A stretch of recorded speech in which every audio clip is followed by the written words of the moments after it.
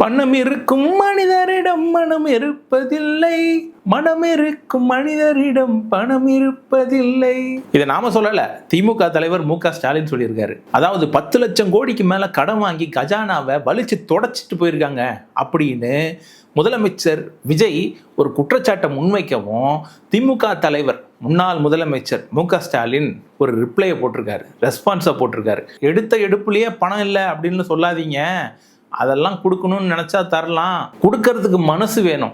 பணம் இருக்கும் மனிதரிடம் மனம் இருப்பதில்லை, அந்த பாட்டு பாடினதுக்கு தான் ரீசன். என்ன சொல்லி இருக்கிறார் மு.க. ஸ்டாலின்? இப்படி பல விஷயங்களை இந்த வீடியோல பார்க்க போறோம். Let's go to the show.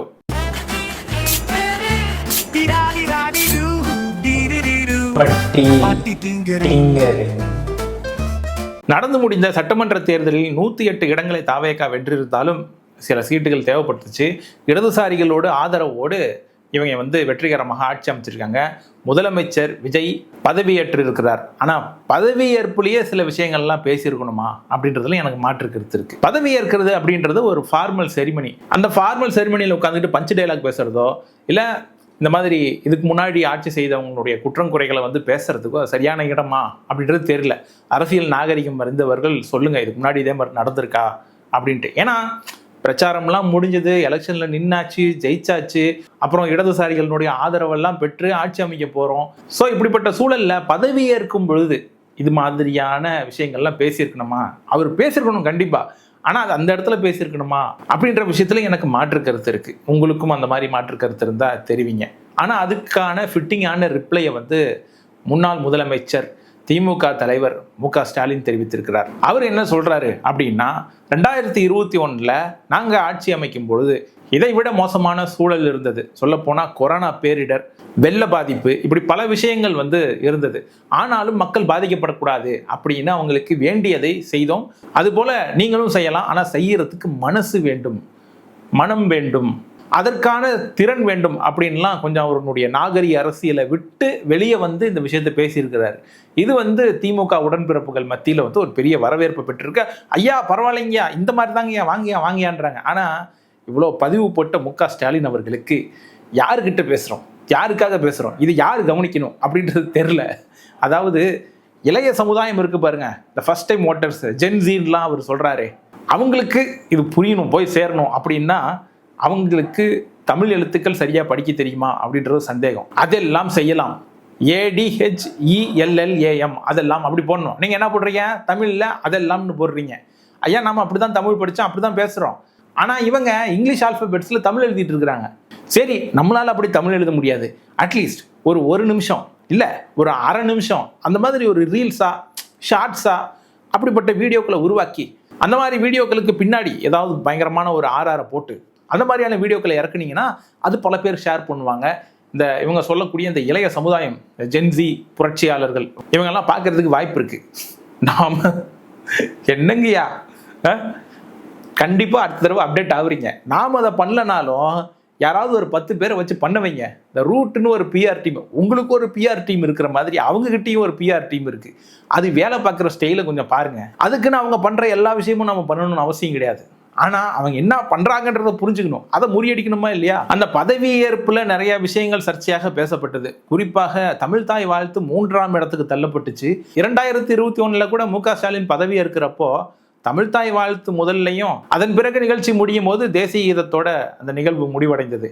ஆனா இங்க முற்றிலும் மாறாக வந்தே மாதரம் பாடல், அதுக்கப்புறம் தேசிய கீதம், அதுக்கப்புறம் தமிழ்தாய் வாழ்த்து, இப்படி தமிழ்தாய் வாழ்த்துக்கு 3ஆவது இடம் கொடுக்கப்பட்டிருக்குது. சரி விடுங்க, அப்படி போடு பாட்டுக்கோ வாத்தி கம்மிங் பாட்டுக்கோ அடுத்ததாக தமிழ்தாய் வராமல் இருந்தது எவ்வளவோ சந்தோஷம் அப்படின்னு சில பேர் புலம்புறாங்க. இது காமெடி கிடையாது, இது காமெடி செய்வதற்கான இடம் கிடையாது. இந்த இடத்துல தாவேகாவினர் என்ன புரிஞ்சுக்கணும்னா, நீங்க திமுகவை ஓரங்கட்டி இருக்கலாம், நீங்க இரு பெரும் திராவிட கட்சிகளை ஓரங்கட்டி இருக்கலாம். ஆனா அவங்களெல்லாம் விட்டுட்டு பார்த்தாலும் தமிழுக்கு இங்க கண்டிப்பா முதலிடம் கொடுத்தே ஆகணும்.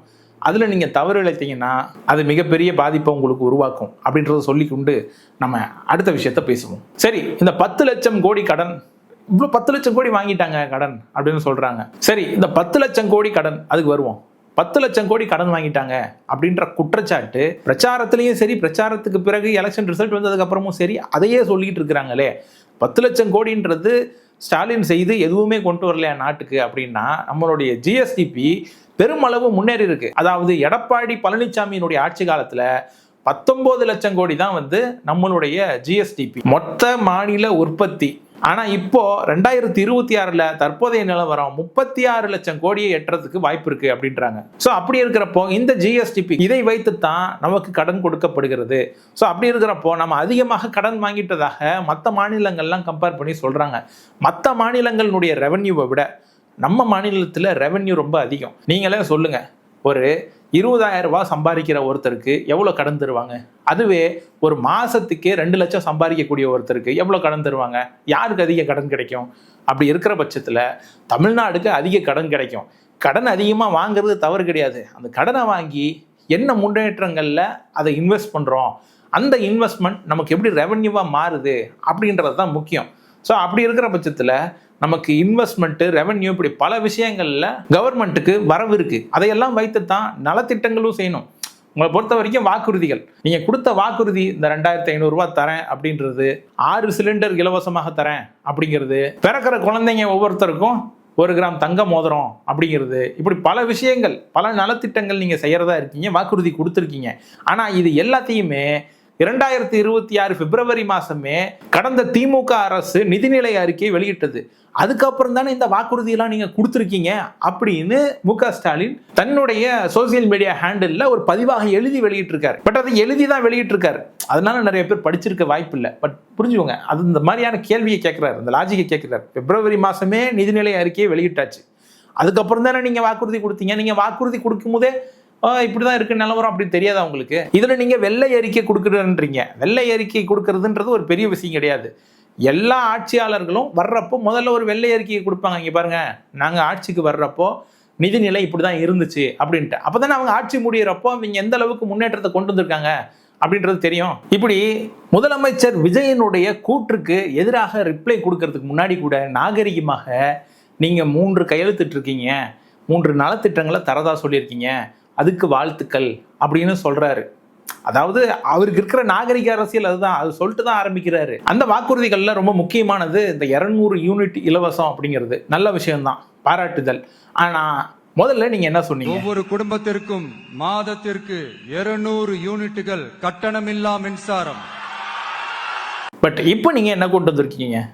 2 மாதங்களுக்கு மாதத்திற்கு 2 மாதங்களுக்கு ஒவ்வொரு குடும்பத்திற்கும் மாதத்திற்கு 2 மாதங்களுக்கு 500 யூனிட் வரை பயன்படுத்தும் வீட்டு மின் நுகர்வோர்களுக்கு 2 மாதங்களுக்கு 200 யூனிட்கள் கட்டணமில்லா மின்சாரம் வழங்கும் ஆணையிட்டுள்ளார். ஏங்க நீங்க என்ன சொன்னீங்க, என்ன செஞ்சிருக்கீங்க?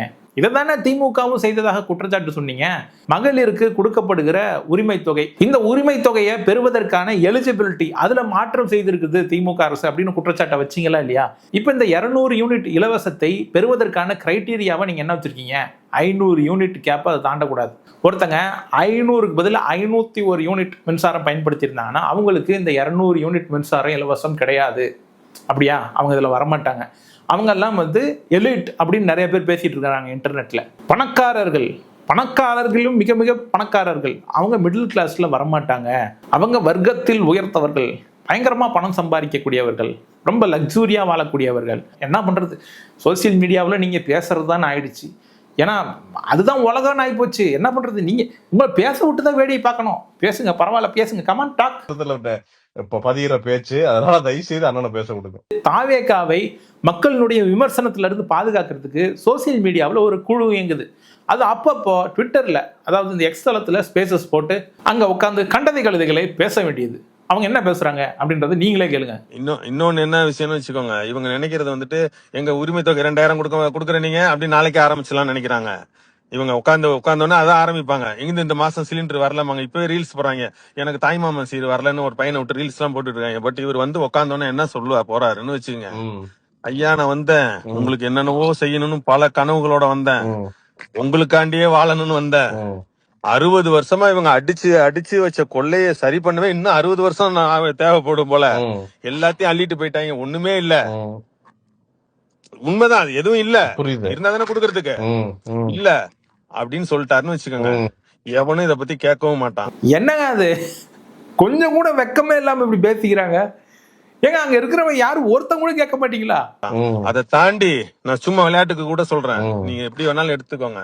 உங்க எல்லாருக்கும் சிலிண்டர் கொடுக்கணும், 1 லட்சம் வீட்டுக்கு இந்த நான் சிலிண்டர் தரேன்னு சொன்னேன், கொடுக்கணும் சிலிண்டர் 1000 ரூபாய். ஆனா இந்த தளபதியோட வாக்கு மாறிடக்கூடாதுன்னு கவலையா இருக்கு. அதனால நண்பா நண்பீஸ் இதை என்ன பண்ணலாம், இதை நம்மளே சுயமா சுய உதவி குழு மாரி காசு போட்டு கொடுத்துடலாமா? 1000 ரூபாயை நான் ஜிபே பண்றேன் கவர்மெண்ட்டுக்கு, நீங்க பண்றீங்களா அப்படின்னா மொத்த பேரும் கட்டிட்டு இருப்பான் சார். 1 லட்சம் கோடி போட்டுருவாங்க 1000 ரூபாய் ஜிபே பண்ணி. அது மாரியான ஆளுங்களா இருக்காங்க. அதனால இவங்க எந்த போராட்டமும் வேலைக்கு ஆகாது. அதை தாண்டி இவங்க போராட்டம் எங்க பசங்க அப்படிதான், எங்க பசங்க அப்படிதான். ஏமா இதெல்லாம் உட்காந்து எப்படிமா ஒரு டிஸ்கஷன் நடத்துறீங்க? இதுக்கு வேற பொலிட்டிக்கல் அனலிஸ்ட், பொலிட்டிக்கல் கமெண்டேட்டர், உங்களுக்கு பேரு பட்ட பேரு இன்னும் வேற என்ன பேர்கள் உங்களுக்கு கொடுத்துருக்குறாங்க? பேசுறத கேக்குறதுக்கே அப்படியே புல்ல அடிக்குதுண்ணே. இதை தாண்டி இவங்க நாங்க ஆர்ப்பாட்டம் பண்றோம், கருப்பு கொடி காட்டிட்டு இருக்கோம், 500 பேர் காட்டுறாங்கன்னு வச்சுங்க மாவட்டம் தோறும். 50,000 இவன் 1000 பேர் எய்த்த மாதிரி போய் நின்னுக்கிட்டு எங்களுக்கே நான் வேணான்றேன், நீ யாருக்கு நான் போராடுறேன்னு கேட்பான். அப்படி போடு, இதான் சாணக்கியத்தனம். அதனால இவங்க நினைக்கிறது நடக்க போறது இல்ல 5 ஆண்டு. இந்த அறிவு இல்லாம தான் நீங்க வந்து எலெக்ஷனுக்கு 2 மாசத்துக்கு முன்னாடி 5000 ரூபாய் போட்டு விட்டீங்க. பாத்தீங்களா? இந்த நாலேஜ் உங்களுக்கு இல்ல, இந்த ஐடியா இல்ல. எப்படி யோசிக்கிறாங்க பாருங்க. இப்படி சமயோசிதமா யோசிக்காம தான் இந்த நிலைமையில உட்காந்துக்கிறீங்க. 2000 போடுறீங்க, 3000 போடுறீங்க, 4000 போடுறீங்க, இதெல்லாம் எப்படி? பணம் இருக்கும் மனிதரிடம் மனம் இருப்பதில்லை, மனம் இருக்கும் மனிதரிடம் பணம் இருப்பதில்லை.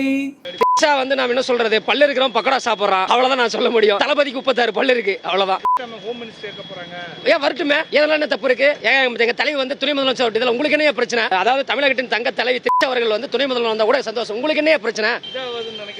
அதெல்லாம் தப்புங்க, இருக்குங்க, அப்படித்தாங்க இருக்குங்க. ஓகேவா? உங்களால என்ன பண்ண முடிஞ்சது, அவ்வளவுதான். Everything is okay, what ever is going to happen, அது தமிழ்நாட்டின் நன்மைக்கே அப்படின்னு நாம எடுத்துப்போம். இன்னும் வரக்கூடிய நாட்கள் என்ன மாதிரியான விஷயங்களை கொண்டு வரும், என்ன மாதிரியான அதிர்ச்சியை நமக்கு தரும் அப்படின்றது தெரியல. எப்போ பார்த்தாலும் இந்த மாதிரி ஷாக்கிங்கான செய்தியை எதிர்நோக்கியே உட்காந்துட்டு இருக்க வேண்டியது இருக்கு அப்படின்னு நிறைய பேர் புலம்பிட்டு இருக்கிறாங்க. சரி, வரக்கூடிய நாட்களில் என்ன மாதிரியான விஷயங்கள் நடக்கும் அப்படின்றத எதிர்நோக்கி நானும் காத்திருக்கிறேன். இந்த ஷோ உங்களுக்கு பிடிச்சிருந்தா லைக், ஷேர், கமெண்ட், சப்ஸ்கிரைப் பண்ணுங்க. நெக்ஸ்ட் டைம் வேற ஒரு கண்டென்ட்டோட உங்களை சந்திக்கிறேன். எனக்கு தனிப்பட்ட விதத்தில் என்னுடைய ஃபேக் ஐடி சேனலுடைய க்ரோத்துக்கு நீங்கள் நிறைய பேர் சப்போர்ட் பண்ணியிருக்கீங்க. Super thanks. By me a coffee, UPI QR code, இதன் மூலமாக தொடர்ந்து எனக்கு சப்போர்ட் பண்ணணும் அப்படின்னு நினச்சிங்கன்னா கீழே இருக்கிற இந்த சூப்பர் தேங்க்ஸ் பை மீ அ காஃபியினுடைய லிங்க் டிஸ்கிரிப்ஷனில் இருக்கும், அதை பயன்படுத்திக்கோங்க. இல்லை யூபிஐ QR கோட் வேணும்னா இங்கே யூபிஐ QR கோட் தரேன், அதை பயன்படுத்தி எனக்கு நீங்கள் சப்போர்ட் பண்ணலாம். நெக்ஸ்ட் டைம் மீண்டும் சந்திப்போம். நன்றி, வணக்கம்.